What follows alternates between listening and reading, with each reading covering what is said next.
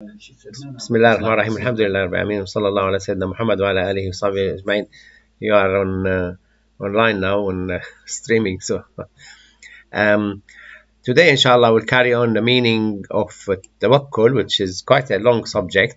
We did before say tawakkul is a trust in Allah Azza wa Jal.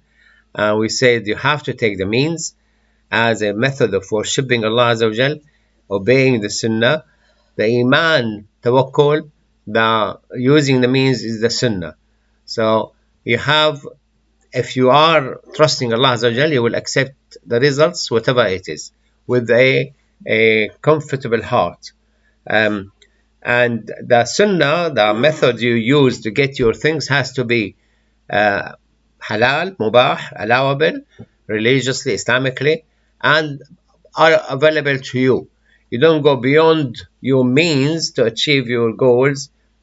And like I mentioned last week, you want to get a treatment by any cost. So he go and sell his house, sell his car, borrow money, whatever. No, you're not expected to do that to achieve the asbab. The asbab within your means. ينفق كل ذي ساعة من ساعته ومن قدر عليه رزقه فلينفق مما آتاه الله. So Allah Azza wa Jalla in Surah Al-Talaq, if you have enough money, spend generously. But if you have little income, little money, spend according to your budget. Don't go beyond your means. So we'll carry on telling about how our scholar understood the tawakkul, or the trusting Allah Azza wa Jal. And here Ibn Ata was asked about tawakkul. He said لا يظهر فيك انزعاج إلى الأسباب مع شدة فاقتك إليها.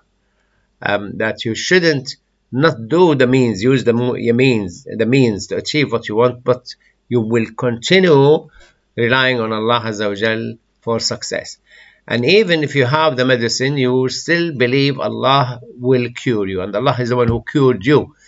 Musa alayhi salam had toothache, so he asked Allah Azza wa Jal for cure. And what happened here?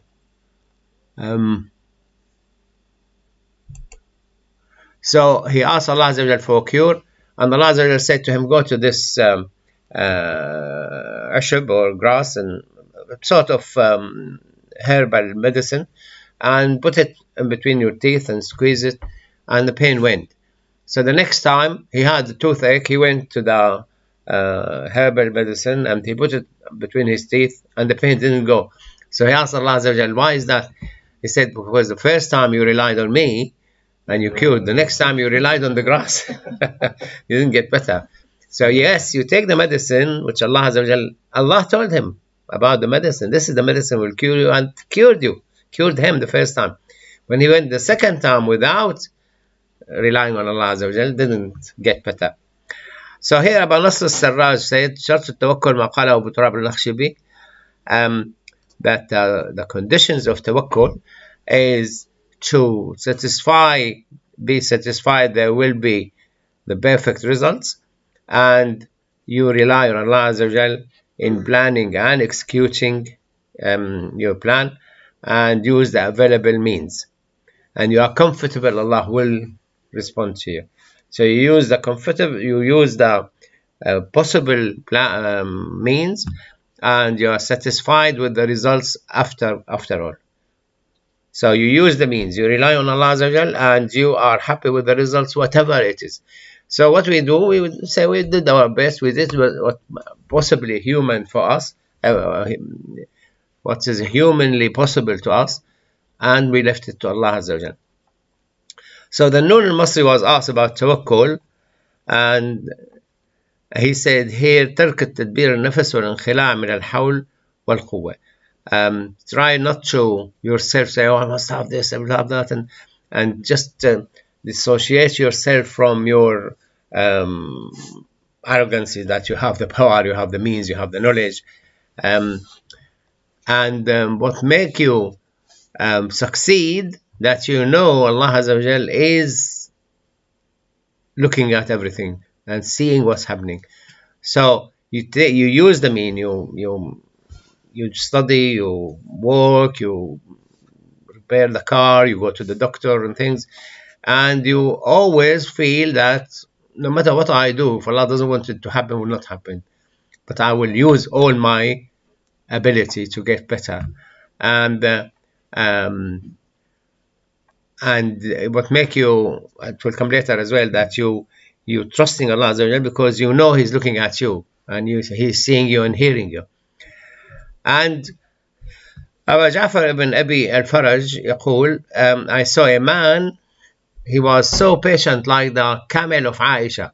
The camel of Aisha became famous because it took Aisha from Medina to Basra and back, and so patient. The camel was so patient and so tolerant. So all this journey, he didn't suffer of anything, didn't need, much. So they became like, a known, if anybody who's so patient and able to stand things, they will call him, he's like Jamal Aisha. He's tolerating. And so subhanallah, Allah gave the camel for the sake of Aisha, gave the camel so she wouldn't need to replace the camel, she needed to ask for help. And that man, like the camel of Aisha, he was being hit by the people of the obviously Shattar, I think, is the people of the ruler, the governor. And he said to him, Abu Ja'far said to this guy, how do you find, or when do you find beating tolerable? You can stand the beating. When do you find yourself able to stand the beating?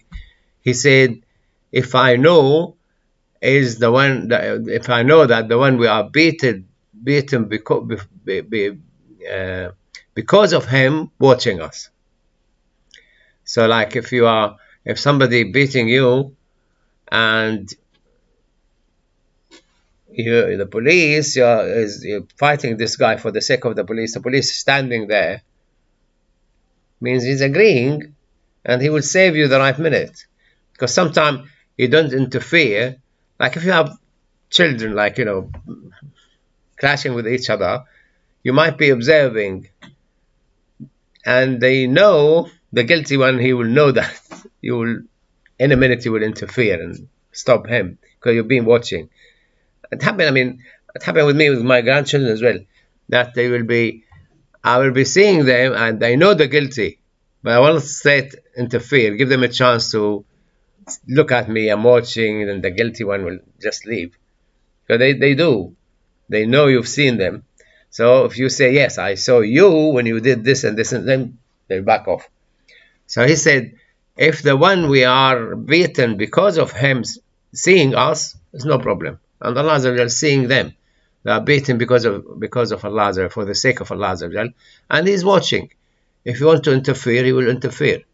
So the beating became painless. They wouldn't feel the pain. Like, you could see with those newly married or lovers and things, it would be, it's like we had a brother who became Muslim, and English guy, and his wife became a Muslim. And before they married, he was living in the city and she was living in another city, and there were heavy snow. So he went to the other city to find out that she's okay and she had everything she needs, whatever. Then he came back, and then halfway through, then he said, she might need this and then he went back again. So his love, he forgot about the cold weather and the snow and being stuck on the way and things. His love was so overwhelming to him that, to please the lover. So you are pleasing Allah Azza wa Jalla, you tolerate and you rely on him in getting you out of trouble. وقال الحسين بن منصور لإبراهيم الخواص ماذا صنعت هذه الأسفار وقطع من الفوز فقال بقيت في التوكل أصح. So asking him, how did you cope traveling that far and going from A to B to C to D? He said, because I'm always relying on trusting Allah, on tawakkul. I rely on Allah and I go, and things made easy for me. And Al-Hussein said to him, أفنيت عمرك في عمران باطنك. You spend a lot of time, you cleared your inside. When will you be dissolving in the oneness of Allah Azza wa Jal, the higher level. So it become tawakkul, like we said last week. Tawakkul, rely on Allah Azza wa Jal, and tafweed, when there's no means at all. Like we said, you went into running away from a lion, you went into a cave, and inside the cave there's two lions. There's 2 lions inside and 2 lions outside. So you have to use tafweed. You just leave it to Allah Azza wa Jal. And that's what Ibrahim did when he was thrown. We said last week, halfway through, Jibreel said, do you need any help? He said, from you? No. Ask Allah. I said, he's seeing me. He knows what's going on. I don't need to ask him because he's seeing me. Most of us, we don't have the feeling Allah seeing us all the time. We forget. So the ihsan, to worship Allah as if you're seeing him, but you can't see him, he sees you. So this is what he's saying. Much higher level of then tawakkul. Tafweed, you leave it also, because no means, you can't use any means anymore. Yeah. Like Ibrahim, middle of the air, what can he use? Or if you are stuck, in the cave, 2 lions inside, 2 lions outside, they're all hungry. Tafweed, yeah. And this guy we studied here in, I think you remember, Dr. when the believer in hiding in Pharaoh's palace, how he came to defend the believers and defend Musa, and then he crossed the red line. Then he said, وَأُفَوِّضُ أَمْرِي إِلَى اللَّهِ, because all these soldiers and the Pharaoh, they will chop him off into pieces, because he overexposed himself and he was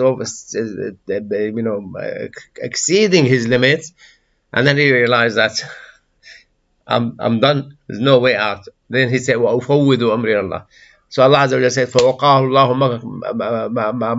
شَرَّ مَا مَكَرُوا فَوَقَاهُ اللَّهُ مَا مَكَرُوا وَحَاطَ bring you the ayah for just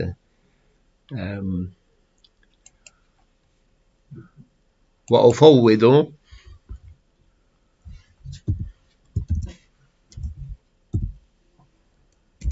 أَمْرِي إِلَى اللَّهِ إِنَّ اللَّهَ بَصِيرٌ. You will remember what I'm saying to you. You will remember soon, and I will my own affair. I will hand my own affair to Allah Azza wa Jal. So, supposed to have charge. I bet I kept it charging for the afternoon, but obviously it hasn't.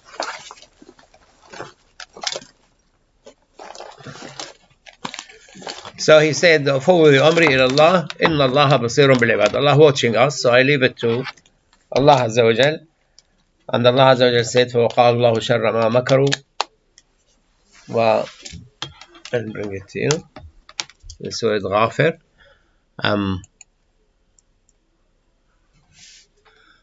فَوَقَاهُ اللَّهُ سَيِّئَاتِ مَا مَكَرُوا وَحَاقَ بِآلِ فِرْعَوْنَ سُوءُ الْعَذَابِ. So Allah Azza wa Jal intervened straight away and saved him from the ill they plotted against him.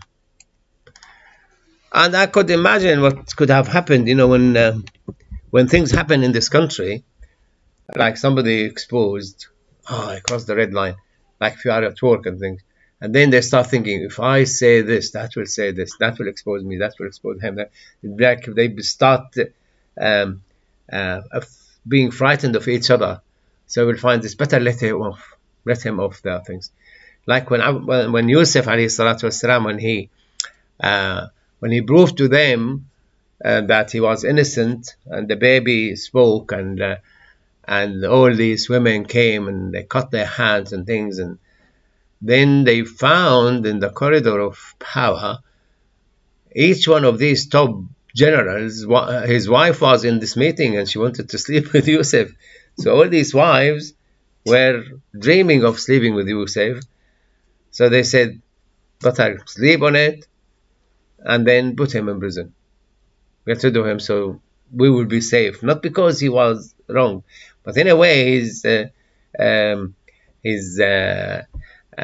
because they clash with each other, he got off the hook. And later they said, better to avoid this happening again, we put him in prison. So you're going back to the topic. I think those online wouldn't see the Quran, but anyway, So he said, again about Nasr al-Sarraj, he said التوكل, what Abu Bakr al-Daqqaq said, رد العيش إلى يوم واحد وإسقاط هم الغد. If you really rely on Allah Azza wa Jal, you just concerned about what you are going to eat today. Forget about tomorrow. Leave tomorrow for tomorrow. And Sahel ibn Abdullah said, الاسترسال مع الله على ما يريد. If you are relying on Allah Azza wa Jal, you just leave it to Allah Azza wa Jal, to whatever Allah wants. So you do the means, but you don't bother about, getting your goal or not. No. It's like Umar who says, I will never reach Abu Bakr because of his tawakkul higher than his, because he said, what you left. Yeah, when Abu Bakr brought all his money, Umar brought half his money. And Abu Yaqub al-Nahjuri said, التوكل على الله بكمال الحقيقة ما وقع لإبراهيم عليه السلام. He quoted here what happened to Ibrahim when he was thrown in the fire. And وسمعته يقول إن the Nur Masri asked what tawakkul. He said, you don't associate a partner with Allah. So Allah is the only God. We rely on Him. He is the creator. He is the powerful. He will do anything or everything. And whether you have the means or not, so you hand it to Allah Azza wa Jal. And no one benefits or harm you beside Allah Azza wa Jal. And the one who was asking, he said, give me a bit more. He said, إلقاء النفس في العبودية وإخراجها من الربوبية. Use means, but do not rely on it. And also, he said, again, can you explain to me tawakkul? And he said, the means, if you have 10,000 dirham and you owe somebody a daniq, like a dirham a pound and a daniq 5 pence. So if you have 10,000 dirham and you own somebody 5 pence, it's a piece of cake. You're going to give him, it's fine. But obviously you need to wait till tomorrow, you go to his house or meet him or whatever. You can't instantly give it. So you are worried about dying before you give the 5 pence. And that's the means. But tawakkul, if you have a loan, you own somebody 10,000 dirham and you don't have anything to give, and you're trusting Allah will give it on your behalf. So asbab, even 5 pence, you're worried about it, you must give it. And tawakkul, 10,000, yeah, Allah will pay it. Don't worry, Allah will pay on my behalf. You're trusting Allah will give you enough to pay off. So you are in between these two status. You're using the means to keep free from loans, but also you rely on Allah Azza wa Jal. Even if it's large loan, Allah will pay it off. But doesn't matter that you have to get into debt, yeah? But you are in the two conditions. You can't be in one without the other one. Yeah. So the iman is the tawakkul and the sunnah is the means. So you owe somebody 5 pence and not making the effort to give it back, that's haram. But you owe 10,000 pounds and you're doing your best, but you're keen, you're happy that tomorrow Allah will make it possible for me to get the money and pay off. So you are in between these two. You can't rely on one without the other, because means without relying on Allah Azza wa Jal doesn't work. And being mutawakkil here, relying on Allah Azza wa Jal, carelessness, without actually using the mean. So you have to use the mean and rely. And at the beginning we said, "Aqil wa tawakkal," tie your camel and rely on Allah. So the Prophet ﷺ, even he went in the buraq from Mecca to Medina. All of it is miracles. In spite of that, he tied the buraq. This is why the Wailing Wall, they call it, the Muslims call it the buraq wall. So he tied the camel to that wall. Yeah. So we call it the Hayth al-Buraq. When definitely they told you about it. This one. Yeah, the Palestinians would have told you about it. And he tied it. And Abu Abdullah Qurashi said, relying on Allah Azza wa Jal in every status, everything, you just rely on Allah Azza wa Jal. You're doing the asbab, but you are relying on Allah. And ترك سبب كل سبب يوصل إلى سبب حتى يكون الحق هو المتولي لذلك. Avoid relying on means above means above means, because you're just making it more material.